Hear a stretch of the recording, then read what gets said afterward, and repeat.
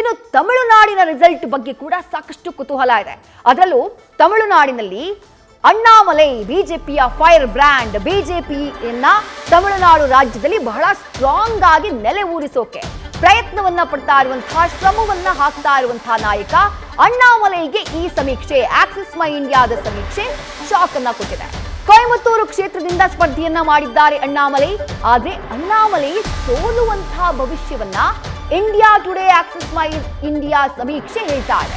DMK ಅಭ್ಯರ್ಥಿ P Ganapati Rajkumar ಗೆಲ್ಲುವಂತಹ ಸಾಧ್ಯತೆ ಇದೆ ಅಂತ ಹೇಳಿ ಈ ಸಮೀಕ್ಷೆ ಹೇಳ್ತಾ ಇರೋದು. ತಮಿಳುನಾಡಿನಲ್ಲಿ ಬಹುತೇಕ ಎನ್ಡಿಎ ಮೈತ್ರಿಕೂಟಕ್ಕೆ ಅಥವಾ ಖುದ್ದು ಬಿಜೆಪಿಯ ನಾಯಕರಾಗಿರುವಂತಹ ಅಣ್ಣಾಮಲೈ ಅವರಿಗೆ ಬಹಳ ದೊಡ್ಡ ಮಟ್ಟದಲ್ಲಿ ಫೇಮ್ ಅನ್ನ ಗಳಿಸಿಕೊಂಡಿದ್ದಾರೆ ಅಣ್ಣಾಮಲೈ.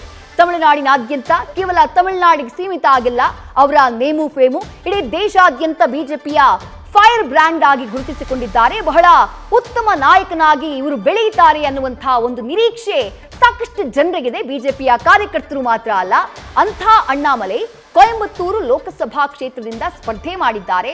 ಆದರೆ ಕೊಯಮತ್ತೂರು ಲೋಕಸಭಾ ಕ್ಷೇತ್ರದಲ್ಲಿ ಕಳೆದ ಬಾರಿ ಚುನಾವಣೆಯಲ್ಲಿ ಸೋಲನ್ನ ಅನುಭವಿಸಿದ್ರಲ್ಲ, ಅದೇ ರೀತಿಯ ಸೋಲು ಈ ಬಾರಿಯೂ ಎದುರಾಗುತ್ತೆ ಅನ್ನುವಂಥದ್ದನ್ನ ಆಕ್ಸಿಸ್ ಮೈ ಇಂಡಿಯಾ ಸಮೀಕ್ಷೆ ಹೇಳ್ತಾ ಇದೆ. ಡಿಎಂಕೆ ಅಭ್ಯರ್ಥಿ ಕೊಯಮತ್ತೂರಿನಲ್ಲಿ ಗಣಪತಿ ರಾಜ್ಕುಮಾರ್ ಅವರು ಗೆಲ್ಲುವಂತಹ ಸಾಧ್ಯತೆ ಇದೆ ಅಂತ ಹೇಳಿ ಈ ಸಮೀಕ್ಷೆ ಹೇಳ್ತಾ ಇರೋದು. ಪಿ ಗಣಪತಿ ರಾಜ್ಕುಮಾರ್ ಕೊಯಮತ್ತೂರು ಲೋಕಸಭಾ ಕ್ಷೇತ್ರದಲ್ಲಿ ಗೆಲುವನ್ನ ದಾಖಲು ಮಾಡಬಹುದು ಅಂತ ಹೇಳಿ ಈ ಸಮೀಕ್ಷೆ ಹೇಳ್ತಾ ಇದೆ. ಹಲವು ಸಮೀಕ್ಷೆಗಳು ತಮಿಳುನಾಡಿನಲ್ಲಿ ಬಿಜೆಪಿ ಸುಮಾರು 3ರಿಂದ 6 ಕ್ಷೇತ್ರಗಳವರೆಗೆ ಗೆಲ್ಲಬಹುದು ಅಂತ ಹೇಳಿರೋದ್ರಿಂದ ಅಣ್ಣಾಮಲೈ ಅವರು ಗೆಲುವನ್ನ ದಾಖಲು ಮಾಡಬಹುದು ಅಂತ ಚರ್ಚೆಗಳಾಗ್ತಾ ಇತ್ತು. ಆದ್ರೆ ಈಗ ಆಕ್ಸಿಸ್ ಮೈ ಇಂಡಿಯಾ ಸಮೀಕ್ಷೆಯಲ್ಲಿ ಇಲ್ಲ, ಅಣ್ಣಾಮಲೈ ಅವರಿಗೆ ಸೋಲಾಗುವಂತಹ ಸಾಧ್ಯತೆ ಇದೆ ಅನ್ನುವಂತಹ ಒಂದು ಪ್ರೆಡಿಕ್ಷನ್ ಬರ್ತಾ ಇರೋದು.